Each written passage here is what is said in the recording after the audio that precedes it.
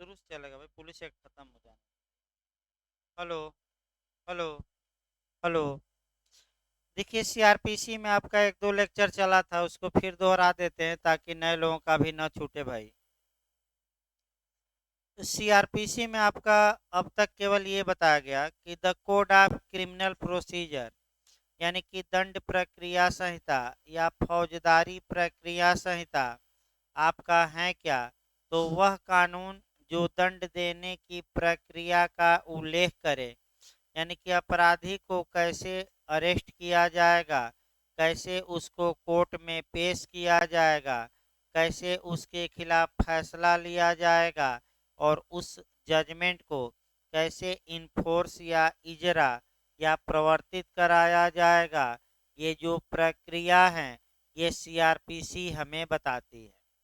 हमने जोड़ा था आर्टिकल 21 से। आर्टिकल 21 कहता है कि किसी भी व्यक्ति के प्राण और शारीरिक स्वतंत्रता को छीना जा सकता है, लेकिन विधि द्वारा स्थापित प्रक्रिया से। तो सीआरपीसी वह विधि द्वारा स्थापित प्रक्रिया बताती है जिस प्रक्रिया का पालन करते हुए किसी व्यक्ति के जीवन को भी छीना जा सकता है और उसके शारीरिक स्वतंत्रता को भी छीना जा सकता है। तो जीवन को छीनना यानी कि मृत्यु दंड देना, डेथ सेंटेंस देना, और शारीरिक स्वतंत्रता को छीनने का मतलब ये हुआ कि उसे जेल भेज देना, कारावास की सजा। तो उत्तराखंड में पूछा भी गया था कि आपका कहाँ ये लिखा गया है कि निर्णय में ये लिखा जाएगा कि तब तक इसे गर्दन में फांसी लगाकर लटकाया जाए जब तक कि इसकी मृत्यु न हो जाए। और बार बार मैं रटवा रहा था सीआरपीसी की धारा 354 का खंड 5, मैं रटवा रहा था बार बार इसको, और ये आपका क्वेश्चन आ ही गया था। इसके बाद हमने सीआरपीसी का निर्माण बताया था, जो आपको वीडियो मिल जाएगी जो लोग नए हैं। आपका नया बैच बनेगा उसमें जोड़ दिया जाएगा। आपका सीआरपीसी का निर्माण हम बता चुके हैं। अगला जो हमें बताना है, उसके बाद आपका मेंस का कुछ क्वेश्चन निकालना है इंटरव्यू में भी। भाई, कोड और एक्ट में अंतर, ये आपका इंटरव्यू में वर्तमान में पूछा जा रहा है कि आप देखें कि कहीं कहीं आपका कोड या संहिता लिखा रहता है लास्ट में, और कहीं कहीं एक्ट या अधिनियम। जैसे कि इंडियन पेनल कोड, यानी कि भारतीय दंड संहिता, यहाँ लास्ट में संहिता लिखा है। सीआरपीसी यानी कि the code of criminal procedure, यहाँ भी कोड या संहिता है। और the code of civil procedure यानी कि सीपीसी, वहाँ भी कोड या संहिता है। एविडेंस में देखें तो एविडेंस एक्ट लिखा है, कॉन्ट्रैक्ट एक्ट लिखा है, मन अधिनियम लिखा है, आपका टीपीए में अधिनियम लिखा है। तो क्वेश्चन ये बनता है कि एक्ट और कोड में क्या अंतर है। तो एक लाइन केवल बताइएगा कि एक्ट जो होता है एक झास्टिव नहीं होता, जबकि कोड एक झास्टिव होता है। इसको हम लिखवाएंगे, फिर एक बार समझिए। एग्जॉस्टिव होता है, नहीं होता है। तो पहले कोड को हम देखते हैं, संहिता को। जिस कानून के लास्ट में संहिता लिखी रहती है वह एग्जॉस्टिव होता है। एग्जॉस्टिव मतलब पूर्ण होता है। पूर्ण मतलब आत्यांतिक होता है। आत्यांतिक का मतलब हुआ कि उस विषय से संबंधित जितने भी प्रावधान हैं उस कानून में लगभग समाहित रहते हैं। इसका मतलब ये हुआ कि सीआरपीसी जो है वो आपराधिक मामलों में क्या प्रक्रिया अपनाई जाएगी, इस बारे में सभी प्रावधान सीआरपीसी में दिए गए। सिविल मामलों में क्या प्रक्रिया अपनाई जाएगी, ये सीपीसी में सभी प्रावधान दिए गए हैं। और आप कहेंगे कि आईपीसी में भी कोड है। तो जब लॉर्ड मैकाले आईपीसी बना रहा था तो जितने संभव अपराध थे सभी अपराधों को इस कानून में उसने स्थान दिया, इसीलिए एक्ट न कहकर इसको क्या कहा गया, कोड। जो एक्ट या अधिनियम होते हैं वह एग्जॉस्टिव नहीं होते, यानी कि नॉट एग्जॉस्टिव होते हैं, अर्थात अपने आप में पूर्ण नहीं होते।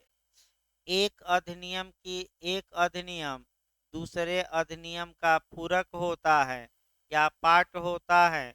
उदाहरण अगर पूछे तो आप द इंडियन कॉन्ट्रैक्ट एक्ट बताइएगा, यानी कि भारतीय संविदा अधिनियम 1872 में संविदा के बारे में पूर्ण प्रावधान नहीं किया गया है। संविदा के तत्व टीपीए में भी पाए जाते हैं, माल विक्रय नियम में, भागीदारी इत्यादि कानूनों में भी हैं।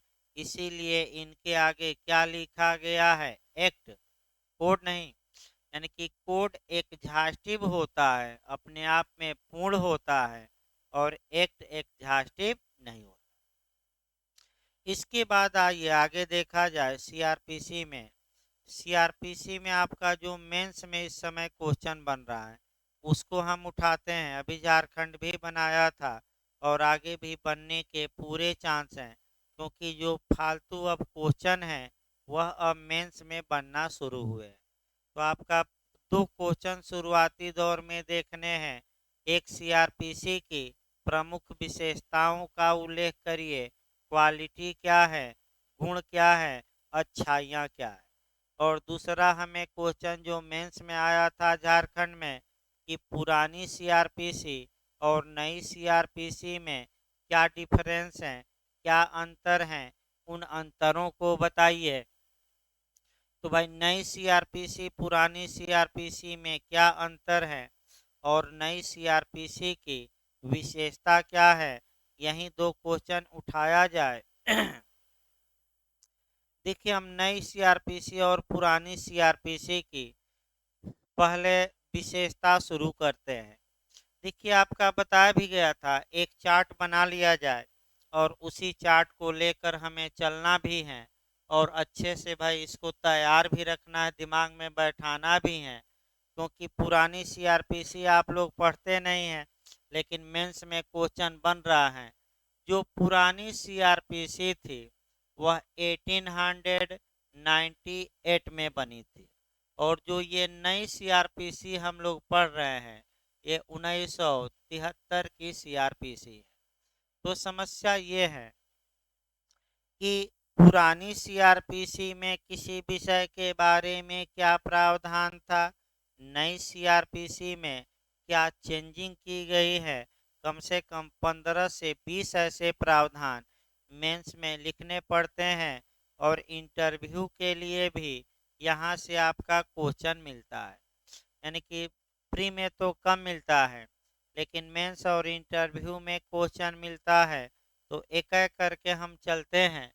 पुरानी सीआरपीसी का निर्माण अंग्रेजों द्वारा किया गया था, क्योंकि 1898 ईस्वी में किसका शासन था भारत में, अंग्रेजों। जबकि 1973 वाली सीआरपीसी का निर्माण हमारे संसद ने किया है, यानी कि भारत के पार्लियामेंट ने किया है, यानी कि संसद। तो इसका निर्माण किसने किया है, संसद ने।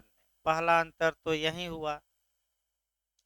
यानी कि पुरानी सीआरपीसी का निर्माण अंग्रेजों द्वारा किया गया, जबकि नई सीआरपीसी का निर्माण भारत के लोगों द्वारा किया गया, और भारत के लोगों में हमारी पार्लियामेंट ने 1973 में इसे पास किया, और 25 जनवरी 1974 को हमारे राष्ट्रपति ने इस पर अनुमति प्रदान की, और 1 अप्रैल 1974 को इसे इन्फोर्स कर दिया गया, लागू किया गया। दूसरा अंतर देखा जाए, अब वृहद कौन है, वृहद, वृहद मतलब व्यापक, या वाइड कौन है, नैरो कौन है। तो पुरानी सीआरपीसी व्यापक थी और नई सीआरपीसी थोड़ा दायरा सीमित है।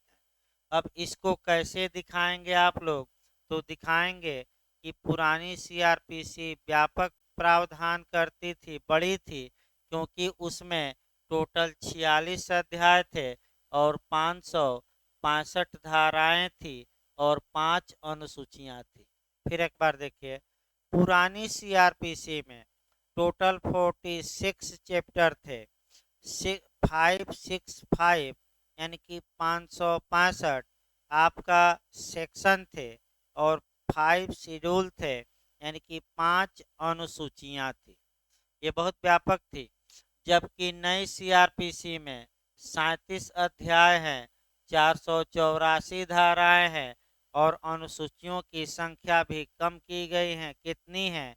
2। अब रट कर जाइएगा, क्योंकि ऐसा क्वेश्चन बिहार शुरू कर दिया है बनाना। एविडेंस में बिहार ने बनाया था कि एविडेंस में कितने भाग हैं? 3। कितने अध्याय हैं? 11। और कितनी धाराएं हैं? 167। तो उसी प्रकार अब नई सीआरपीसी में भी याद रखिए, 37 अध्याय, 484 धाराएं और 2 शेड्यूल। रट कर जाइएगा। तीसरा अंतर देखा जाए। तीसरा अंतर आपका सेपरेशन ऑफ पावर यानी कि शक्ति का पृथक्करण से रिलेटेड है। अब देखिए, आपका लिखवाते समय थोड़ा दायरा भाई सीमित रखा जाएगा। समझाते समय जो दायरा रहता है बहुत व्यापक रहता है। अब सेपरेशन ऑफ पावर यानी कि शक्ति का पृथक्करण से हमें लेकर चलना है और इसके लिए आपका देखिए कैसे आपको पढ़ना है, अच्छे से देखना है और अच्छे से इसको समझना है। बिहार जे में भी एक क्वेश्चन बना भी था, आगे भी बनने का चांस रहता है। तो सेपरेशन ऑफ पावर या शक्ति का पृथक्करण पहले देखिए। देखिए, सरकार के 3 अंग होते हैं, गवर्नमेंट के 3 पार्ट होते हैं। एक आपका लेजिस्लेचर यानी कि विधायिका, दूसरा जुडिशरी यानी कि न्यायपालिका और तीसरा एग्जीक्यूटिव यानी कि कार्यपालिका। तो सरकार का चौथा स्तंभ किसे कहा जाता है नहीं, लेकिन कहा जाता है तो मीडिया को, यानी कि मीडिया न कहेगा, प्रेस को। भाई फिर एक बार याद रखें, सरकार का तीसरा स्तर किसे कहा? देखिए फिर एक बार, जैसे कि आपका पूछे कि सरकार का चौथा स्तंभ किसे कहा जाता है नहीं, कब माना जाता है? किसको? प्रेस को। याद रखिए। अब विधायिका, अब इस विधायिका का कार्य है कानून बनाना, कानून बनाए। न्यायपालिका का कार्य है कानून की व्याख्या करना, कानून के अनुसार निर्णय देना, वह ये कार्य करे। और कार्यपालिका का कार्य है कानून को लागू करना, तो कार्यपालिका कानून को लागू करवाए। अब इसी को सेपरेशन ऑफ पावर कहते हैं, शक्ति पृथक्करण का सिद्धांत। ये जो सिद्धांत है ये पूछा गया था, किसने दिया? तो फ्रांस के मांटेस्क्यू ने दिया था। बिहार जे में आया था। ये सिद्धांत किसने दिया? तो फ्रांस के मांटेस्क्यू ने दिया और कहा कि तीनों अंग अपना अपना काम करें। तो जो पुरानी सीआरपीसी थी, अब इसको छोड़ दीजिए विधायिका को, पुरानी जो सीआरपीसी हमारी 1898 वाली थी, वह न्यायपालिका और कार्यपालिका को मिक्स कर दी थी। इसका मतलब कि न्यायपालिका और कार्यपालिका को मिक्स कर दी थी, यानी कि न्यायिक मजिस्ट्रेट और कार्यपालक मजिस्ट्रेट में ज़्यादा अंतर नहीं करती थी। फिर एक बात समझिए, पुरानी सीआरपीसी आपका न्यायिक मजिस्ट्रेट जो पीसीएजे वाले हैं और एग्जीक्यूटिव मजिस्ट्रेट जो पीसीएस वाले, आईएएस वाले हैं, उसमें ज़्यादा अंतर नहीं करती थी। यानी कि पुरानी सीआरपीसी में शक्ति पृथक्करण का अभाव था और कौन काम कार्यपालक मजिस्ट्रेट करेंगे, कौन न्यायिक करेंगे, इसका शुद्ध रूप से बंटवारा नहीं था। और कार्यपालक मजिस्ट्रेटों को कुछ न्यायिक कार्य भी दे दिए गए थे, जबकि इनका कार्य कैसा होना चाहिए? प्रशासनिक।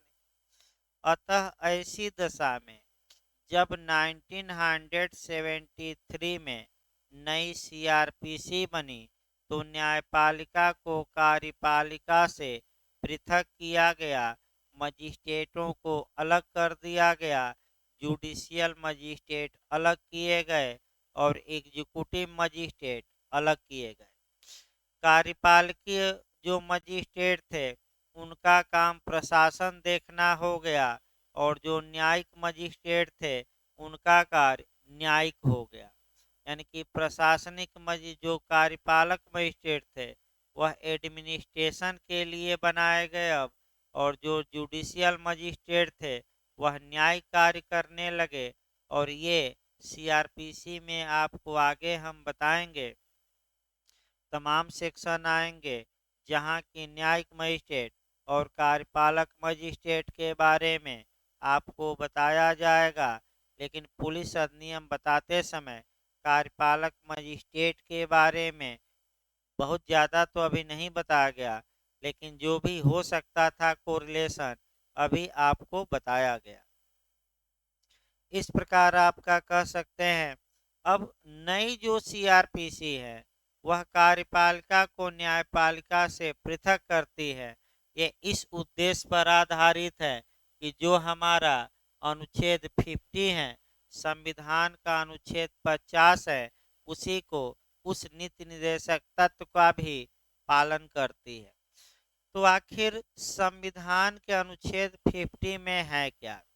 तो राज्य का यह कर्तव्य होगा कि वह न्यायपालिका से कार्यपालिका को निचले स्तर से ही पृथक करे, अर्थात न्यायिक मजिस्ट्रेट अलग रखे और कार्यपालक क्या रखे? अलग।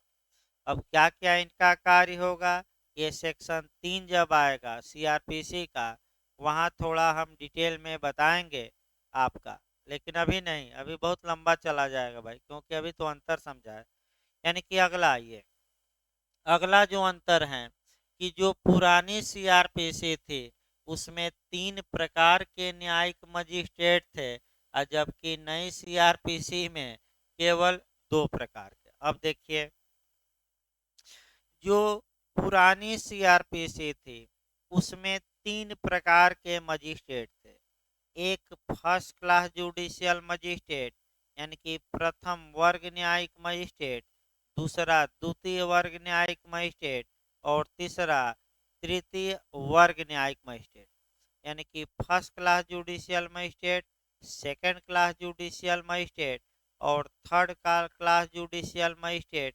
लेकिन जब 1973 में हमारी संसद ने नई सीआरपीसी का निर्माण किया तो ये जो मजिस्ट्रेट है इनकी संख्या कम की और एक मजिस्ट्रेट को पूरी तरह गायब कर दिया। तो कौन मजिस्ट्रेट अब नहीं है हमारे यहाँ? Third class. तो अब कौन मजिस्ट्रेट केवल नई सीआरपीसी में बचे हैं? प्रथम वर्ग न्यायिक मजिस्ट्रेट और कौन? द्वितीय वर्ग। अब कौन हटा दिया गया? तृतीय वर्ग। तृतीय वर्ग का जो पावर था वह द्वितीय वर्ग न्यायिक मजिस्ट्रेट को नई सीआरपीसी में दे दिया गया। याद रखिएगा, उसको भले हटाया गया लेकिन उसका पावर किसको ट्रांसफर कर दिया गया? Second class judicial magistrate. आपका सेक्शन 3 में हम फिर इसको बताएंगे। अगला देखिए भाई, अब जो नेचुरल जस्टिस देखिए जहां तक नेचुरल जस्टिस की बात है, पुरानी सीआरपीसी में प्राकृतिक न्याय के नियमों का कम पालन किया जाता था, लेकिन जब हमारी नई सीआरपीसी बनी तो उसमें हमने नेचुरल जस्टिस को, नैसर्गिक न्याय को, प्राकृतिक न्याय को समाहित किया है। अब आपका प्राकृतिक न्याय के 3 नियम है, मैं लगातार बताता हूँ। पहला आडी अल्ट्रम पर्टम, यानी कि कल भी एक दिन और बताया गया कि दूसरे पक्षकार को भी सुनो। दूसरा रूल अगेंस्ट बायस, पक्षपात के विरुद्ध नियम, बताया जाएगा कभी डिटेल में, वो चलेगा 3-4 दिन। नेचुरल जस्टिस कम से कम 3-4 दिन लग जाएगा एडीला में, वहीं डिटेल में पढ़ाया जाता है। यहाँ तो 2 लाइन में हमें निकाल देना है। और तीसरा है रीजन डिसीजन, यानी कि जब भी व्यक्ति कोई फैसला दे तो कम से कम उस फैसले का क्या बताए कारण, ये फैसला आपने क्यों दिया। तो ये जो 3 नियम थे पुरानी सीआरपीसी में कम थे लेकिन नई सीआरपीसी में ज़्यादा है। तो बताइए प्राकृतिक न्याय किसमें कम थे किसमें ज़्यादा, व्यापक आपका अपनाया किसमें गया है, नई सीआरपीसी। अगला अंतर देखिए। अब आइए आपका दंड के प्रश्न पर सुनना।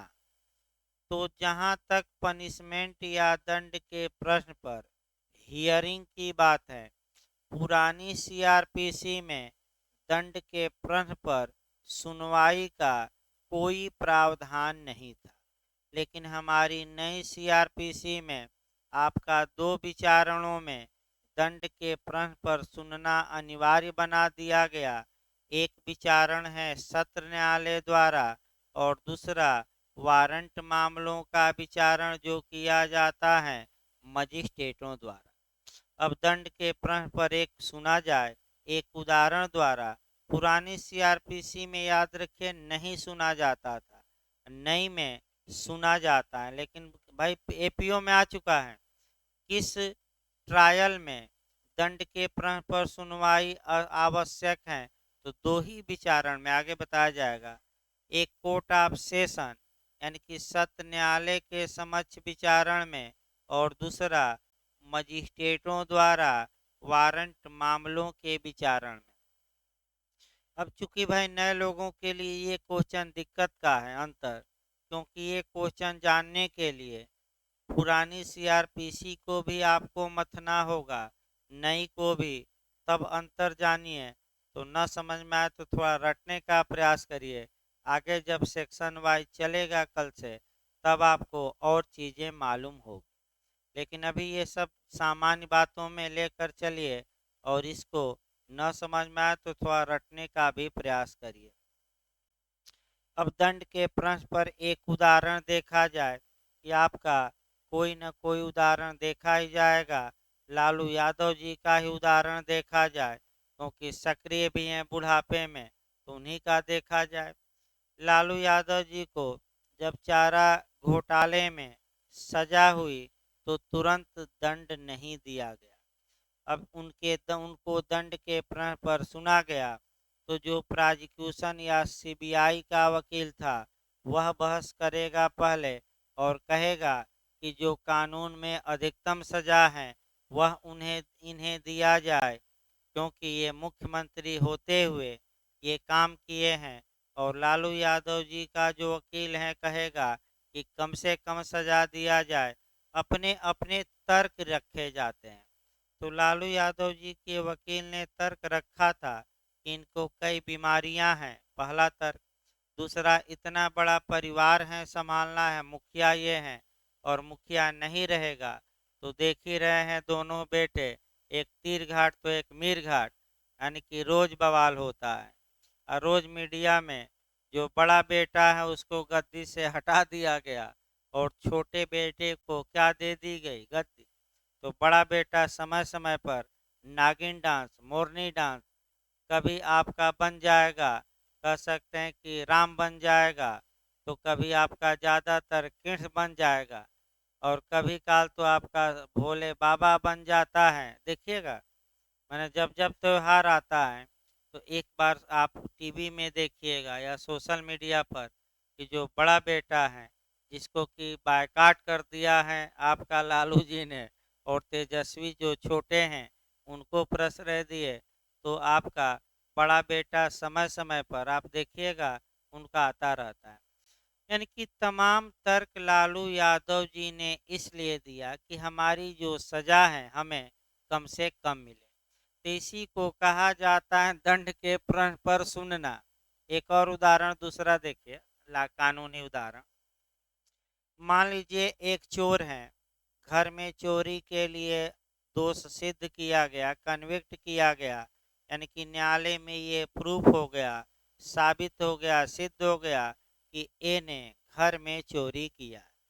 इसके बाद आपका दंड देने की बारी आती है कि कितना सजा दी जाए। अधिकतम सजा 7 साल है। अब आपका अभियोजन कहेगा कि पूरा 7 साल दिया जाए और चोर कहेगा, चोर के वकील कहेंगे, चोर कहाँ बोलता है, वो तो मौन धारण किए रहना है। वकील साहब भी बोलते हैं चोर की ओर से, और गलत झूठ झूठ बोल दें सब कहेंगे कि हम क्या जानते हैं, जो चोर ने बताया हम बताए, हम कहाँ दोषी, वो तो चोर दोषी है कि हमें गलत सूचना दिया। तो वकील साहब की कोई जिम्मेदारी नहीं है। तो वकील साहब बहस किए, अब अपना चोर के दंड को कम कराना है, तो पहली बार चोरी किया है ये तर्क अपना सकते हैं, 5 दिन से ये चोर भूखा था, क्या करे, चोरी कर लिया, गलती तो किया भाई, एक ब्रेड ही चुराया था घर में जाकर, अतः इसको दंड कम दिया जाए, या सदाचार की परिवीक्षा पर या डांट डपट करने वाले छोड़ दे, सजा ही न दे। तो इसी को कहा जाता है दंड के प्रश्न पर सुनना। अब फिर पुरानी कहानी याद रखिए, जो हमारी पुरानी सीआरपीसी थी, इसमें दंड के प्रश्न पर सुनने का कोई प्रावधान नहीं अंग्रेजों ने किया था, लेकिन हमारी नई सीआरपीसी में दंड के प्रश्न पर सुना जाएगा, इसका प्रावधान किया गया, लेकिन सभी विचारणों में नहीं, रट्टा मार कर जाइएगा, किस विचारण में, केवल दो, एक कोर्ट ऑफ सेशन और एक वारंट मामलों के विचारण। अगला देखिए भाई, आपका अगला देखा जाए आपका फ्री लीगल एड, निःशुल्क विधिक सहायता।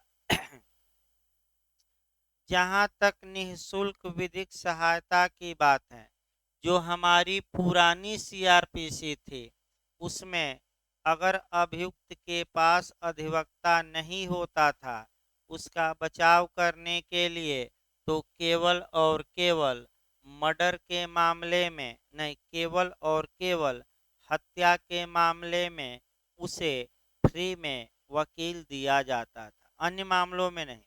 अर्थात चोरी किया, अपहरण किया, इत्यादि किया, अगर उसके पास वकील नहीं रहता था तो बिना वकील के ही सुनवाई हो जाती थी और उसे सजा दे दी जाती थी। केवल कब वकील फ्री में मिलता था, जब किसका आरोप हो उस पर, मर्डर का। लेकिन जब हमारी नई सीआरपीसी बनी, तो एक तो हमने संविधान में आपका 39A में है कि राज्य का ये कर्तव्य होगा कि वह निःशुल्क विधिक सहायता अभियुक्तों को प्रदान करे। तब इसके बाद आपका केस आया, और वह केस आया आपका हास्कट का उतना नहीं जाना अंदर, हास्कट का केस आया, और फिर सीआरपीसी की धारा 304, सीआरपीसी की कौन सी धारा देखनी है, 4 पूछा भी गया था कि निःशुल्क विधिक सहायता का प्रावधान कहाँ सीआरपीसी में है, 304 में है। तो लास्ट में एक लाइन हमें बताना है, वर्तमान समय में सभी अपराधियों को सभी स्टेज पर सभी न्यायालयों में फ्री लीगल एड दिया जाएगा, चाहे वो मजिस्ट्रेट का न्यायालय हो, हाई कोर्ट हो, सत्र न्यायालय हो, सुप्रीम कोर्ट हो। अगर अभियुक्त के पास अधिवक्ता नहीं है तो राज्य के व्यय पर न्यायालय अभियुक्त के बचाव के लिए अधिवक्ता उपलब्ध कराएगा। जैसे निर्भया कांड में कोई वकील लड़ने के लिए उनके कांड को तैयार नहीं हुआ, तो क्या बिना वकील के उनको सजा दे दी गई? नहीं, 5 वकील दिए गए, और पैसे देखिए सरकार का विरोध करेंगे, और पैसा किससे पा रहे थे? सरकार से। यानी कि जितना कागज पत्थर बहस का है, सबसे खतरनाक एपी सिंह थे, और उन्हीं के कारण तमाम बदलाव भी लाए गए, आगे बताया जाएगा। अभी तो भाई अगला अंतर देखिए भाई, ये तो आपका अंतर आया निःशुल्क विधिक सहायता। अगला अंतर मृत्युदंड या डेथ सेंटेंस पर देखा जाए। देखिए आपका डेथ सेंटेंस की जहाँ तक बात है, आपका पुराना पहले नियम जानिए। जो हमारी पुरानी सीआरपीसी थी 1998 वाली, उसमें आपका मृत्युदंड एक नियम था और आजीवन कारावास अपवाद था।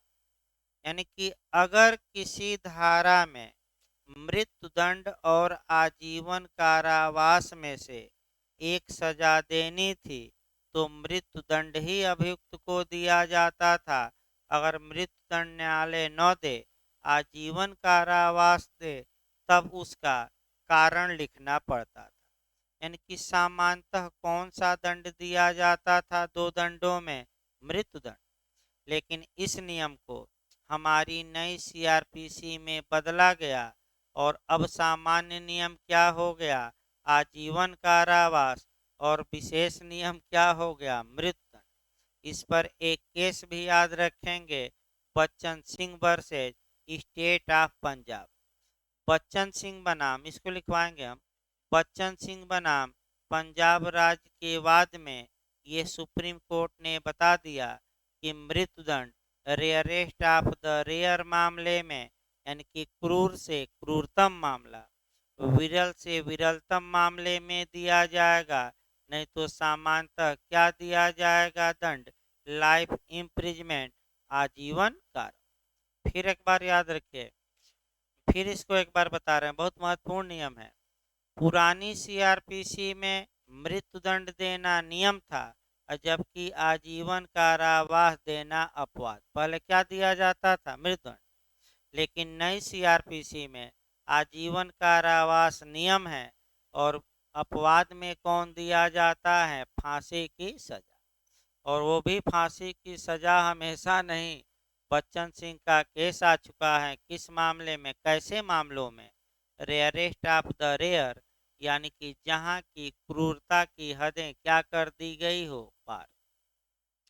अगला देखिए भाई आपका पुरानी सीआरपीसी विभेद पर आधारित थी, जातीय विभेद। अब देखिए इसमें क्या होता था, अगर कोई ब्रिटेन का व्यक्ति या यूरोपीय व्यक्ति अपराध करता था तो उसका मुकदमा अलग न्यायालय में चलता था, और यदि कोई भारतीय अपराध करता था तो उसका मुकदमा अलग न्यायालय में चलता था। इसका मतलब ये हुआ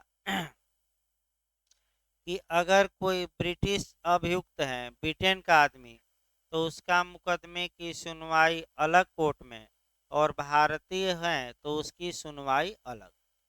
लेकिन जब ये तो समता के अधिकार का उल्लंघन है, रूल ऑफ लॉ का उल्लंघन है, जो विधि के समक्ष समता यानी कि इक्वलिटी बिफोर लॉ है, जो डायसी ने दिया था, उसका घोर उल्लंघन है। डायसी क्या कहते हैं कि चाहे राजा हो या रंक हो, चाहे देशी हो या विदेशी हो, सभी लोगों के खिलाफ एक समान कानून हो और एक सामान्य न्यायालय में मुकदमा चलना चाहिए। लेकिन अंग्रेज अंग्रेज जब कानून ये बनाए तो इस नियम को नहीं पालन किए और अलग अलग किए। लेकिन जब हमारी नई सीआरपीसी बनी तो इस नियम को समाप्त किया गया, और चाहे राजा हो या रंक हो, बड़ा आदमी हो छोटा आदमी हो, अलग अलग न्यायालय में मुकदमा न नहीं चलेगा, बल्कि सबके लिए न्यायालय क्या है? एक।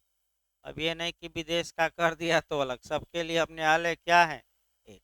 समझते रहे। अगला देखिए, अगला जो क्वेश्चन मैं बता रहा हूँ वह क्वेश्चन अभी आपका बिहार में बना था, एपीओ में अच्छा क्वेश्चन प्री में भी बना था आपका। जो पुरानी सीआरपीसी थी उसमें ये प्रावधान था कि जो इंट्रालोकोटरी आर्डर होते हैं, अंतर्वर्ती आदेश होते हैं या मध्यवर्ती आदेश होते हैं, या इसको हम वादकालीन आदेश कहते हैं, इनका रिवीजन हो सकता था।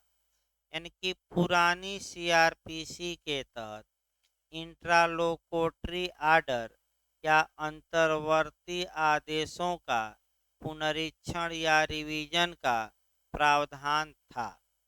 लेकिन जब हमारी नई सीआरपीसी बनी तो इंट्रालोकोटरी आर्डर या अंतर्वर्ती आदेशों के पुनरीक्षण का जो प्रावधान था वह समाप्त कर दिया गया।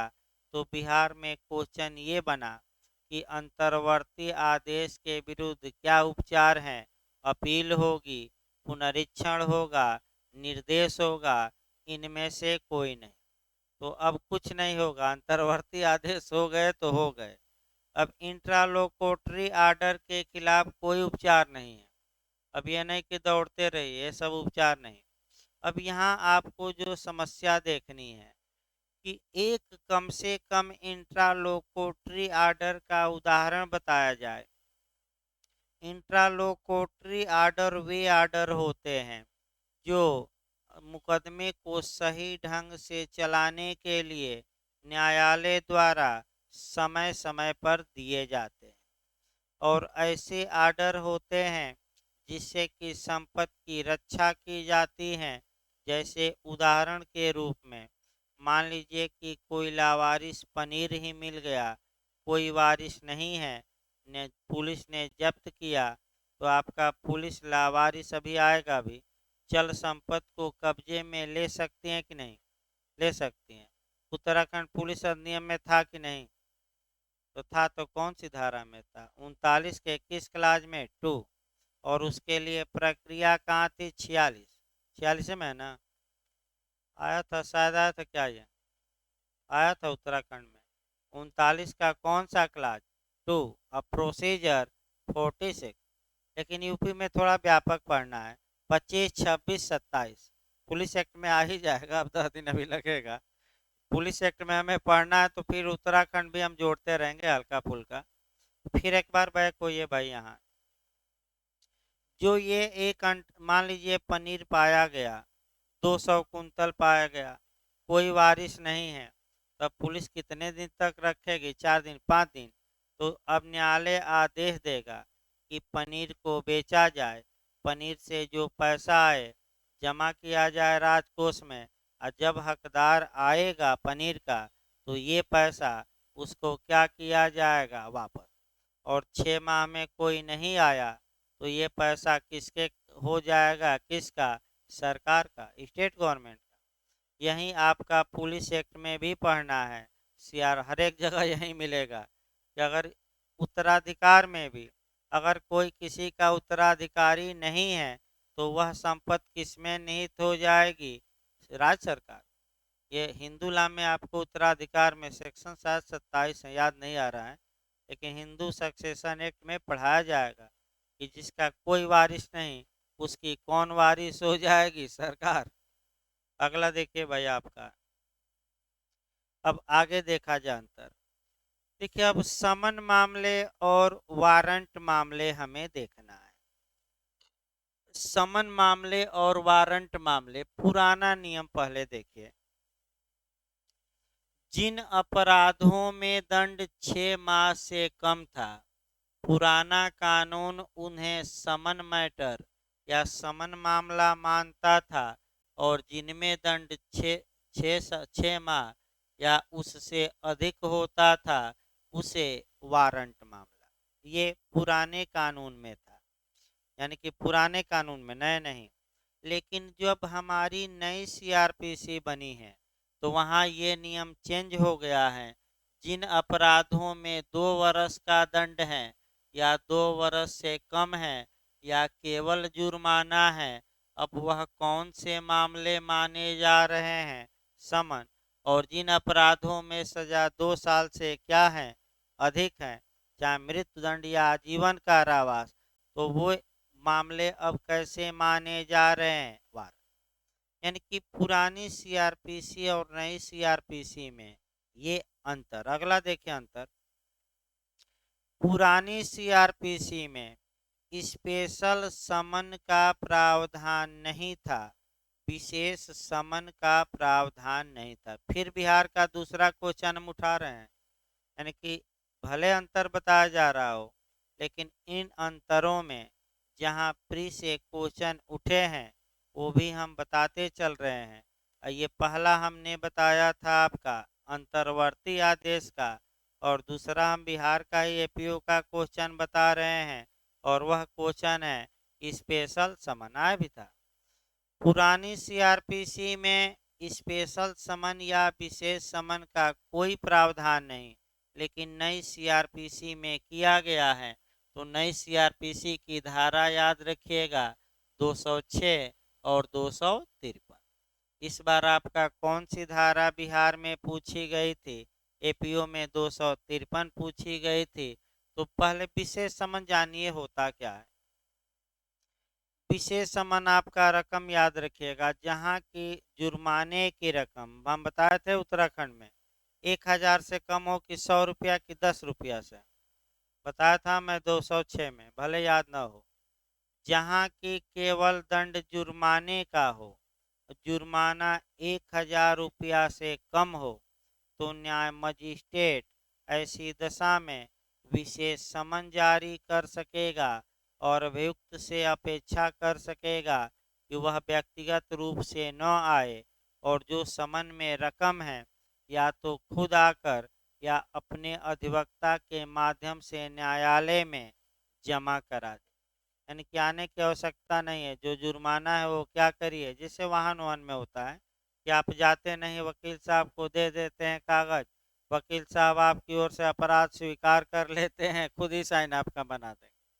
भाई एफिडेविट पर आपका क्या करेंगे, खुद ही साइन आपका बना देते हैं। आप जाते कहाँ भाई, मैंने एफिडेविट एक लगता है शपथ पत्र, शपथ पत्र वकील साहब क्या करते हैं, खुद साइन आपका बना दिया, आपकी ओर से अपराध भी स्वीकार कर लिए। और मान लीजिए 3000 जुर्माना लगा है तो 4000 लेंगे, 100 150 शपथ पत्र में लगा और उसके बाद आपका 850 उनका क्या हुआ, शुद्ध रूप से बच गया। और कहेंगे कि हम सल्टा देंगे मामला, कागज दे दो, पैसा दे दो, आने की कोई आवश्यकता नहीं। उसी को स्पेशल समन कहा जाता है। अब स्पेशल समन के बारे में दोष सिद्धि का प्रावधान, माने जुर्माना की रकम को स्वीकार करके सजा दे दिया गया, तो भाई केवल जुर्माना है तो कारावास जाएगा नहीं, तो सजा दे दिया गया। किस धारा में, कौन सी सीआरपीसी की धारा है, 253। तो विशेष मामलों में समन की धारा में और सजा दोष सिद्धि की धारा में 253। विशेष मामले कौन माने जाएंगे, जिसमें कि दंड कितना हो, 1000 से कम। तो आगे बताया जाएगा। इसके बाद हमने जूरी व्यवस्था बता ही रखी थी कि पुराने जमाने में जूरी व्यवस्था थी, लेकिन नए में क्या कर दिया गया, समाप्त कर दिया गया। फिर आपका अग्रिम जमानत का प्रावधान, एंटीसिपेटरी बेल का प्रावधान पुरानी सीआरपीसी में नहीं था। फिर एक बार याद रखें, जो पुरानी सीआरपीसी 1898 वाली थी, उसमें गिरफ्तारी से पहले जमानत के बारे में कोई प्रावधान नहीं था।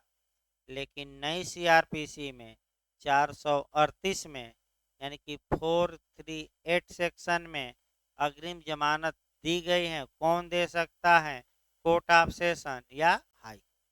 इसको कल चूंकि सेक्शन वाइज थोड़ा बताना पड़ेगा भाई, कई दिनों से बंद था तो थोड़ा पहले दिन आपका आपका उतना ज़्यादा नहीं खींच पाता, क्योंकि बोलने की आदत जब बंद हो जाती है तो फिर आपका कह सकते हैं समय 1-2 दिन लगता है।